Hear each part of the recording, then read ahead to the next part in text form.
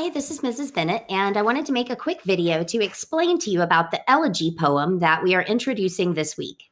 You just finished writing an ode. An ode is a poem of praise and joy for something that you love. An elegy is a poem of lamentation, a poem of mourning for something or someone that you have lost. So, this is a very sad poem that is much more serious than the ode. We got kind of silly with those. But an elegy is an important way to kind of deal with loss and grief. And in a way, writing these elegies can be somewhat healing in helping you to process grief or loss. So I encourage you to be a bit vulnerable with this poem and choose something you actually sincerely miss and have some deep emotions with. I know that will be challenging. I know that in person, I feel like we've got a pretty good community of writers at this point who are comfortable with each other. And so I hope that you will be able to lock into some deep, strong emotions with this elegy, and don't be afraid to do that. So the elegy can be about a person, place, event, object, even a concept that you have lost, either a person who has actually died or someone who you just either are not friends with anymore or you don't see anymore. This could even be about a celebrity, although I feel like the emotions run a little deeper when it's someone you actually knew. It could be a place you used to visit or a place that used to exist. My elegy that I'll share with you is written about my grandparents' house that they tore down after my grandparents moved out of it. And or it could be about an object that you lost. It could be about a time in your life that now looking back on it, you think, wow, those were the days, that was something I'm nostalgic for. I really miss my elementary school days, or I miss that one summer that we went to this one place. Or it could be a whole concept like I mourn the loss of my innocence, or I mourn the loss of these activities that we used to be able to do. I know right now during the pandemic, there are a lot of things that we miss doing. And so you've got a lot of things that you could draw upon here. An elegy is a formal poem and it consists of 3 parts. And I am going to require that you include all 3 parts in the elegy that you write for class. They are the lament, the praise, and the consolation. The lament and the praise, they can switch orders, and sometimes they kind of overlap a little bit, because the lament is where you talk about your sorrow and your sadness, and you tap into the emotions of what you miss and the longing and the pain of missing this person, place, or thing. But the praise is where you talk about why you loved this person, place, or thing. So here you are raising it to a level of this is what it was, this is what it meant to me. You can kind of tap into the joy that you felt when it was a part of your life. And so sometimes you might begin with the praise and then move to the lament, or sometimes you might start with the lament and the loss and kind of flash back to the praise section. The consolation is the most important part of the elegy, and it always comes at the end. The consolation is either the place where you come to terms with your loss and talk about how you now have moved on, how you now have reached peace and understanding. Or if you're not quite there yet, if this is still a new painful loss, then in the consolation, you might just talk about how you know one day there will be peace, how you can see in the future that healing will come, even if you're not quite there yet. That's the purpose of the consolation, and it's a very important and healthy part of the elegy. So on your brainstorming page that you'll open in just a minute, you need to make sure to consider what you'll say in each distinct section of that. And the easiest way to do it is to make 3 separate stanzas.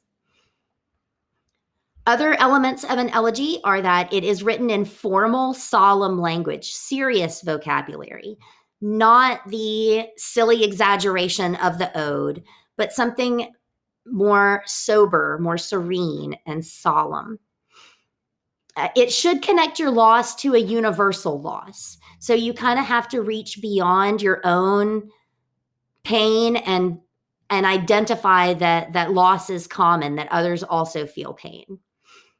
Reach into some emotional language to make this a really true, vulnerable elegy. And you need to have those 3 stanzas, but it could end up being longer than that.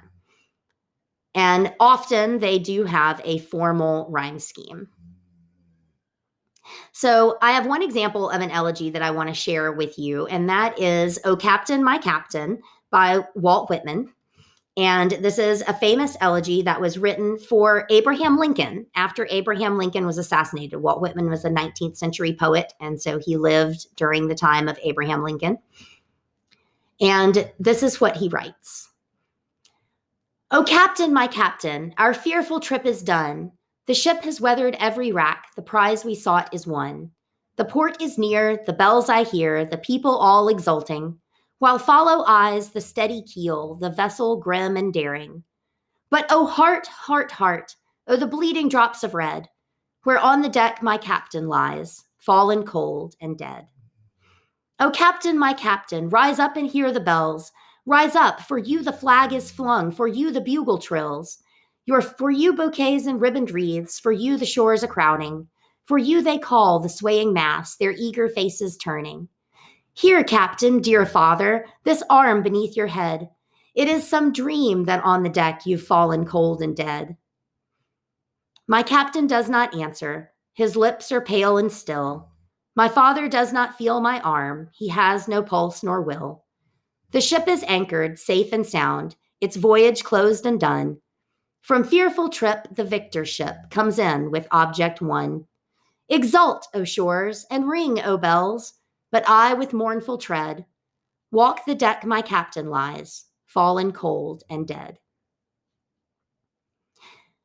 So Whitman kind of mixes up the parts in here. He doesn't have like a separate and distinct lament and praise and consolation, but he includes elements of all of those. He is the whole metaphor. There's a long metaphor in this comparing the United States to a ship and Abraham Lincoln to its captain. And so you have that praise. The prize we won is sought. The trip is done. For you, the flag is flung. For you, bouquets and ribbon wreaths.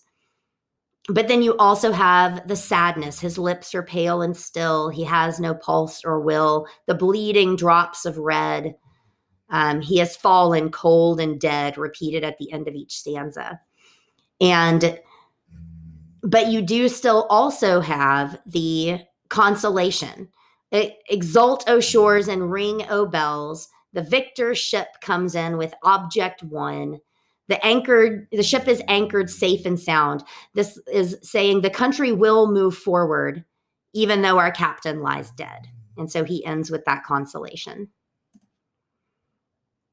All right, before we move on to you doing some brainstorming, I do think I'll go ahead and share with you my elegy to my grandparents' house. I was thinking of waiting, but I'll make it all one video. Then I'll make it nice and easy.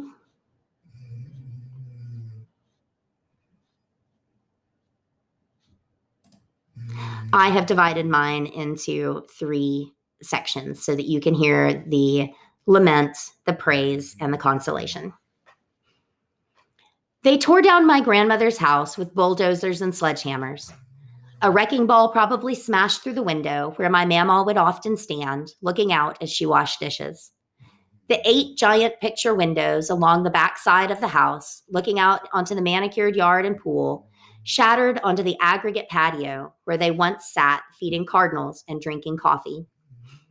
They dug up her garden with a backhoe, all the flowers carefully selected and cultivated, although the vegetable patch was long overgrown. They dug them up and pitched them with no regard for the hands that tended them and toiled each year to ensure they would flourish and brighten the yard. They even filled in the pool my papa built and checked the chemicals each day with care so we could float and splash with no worries. The shag carpeting and wood paneling, the green metal cabinets, outdated but loved, were torn out and smashed and discarded.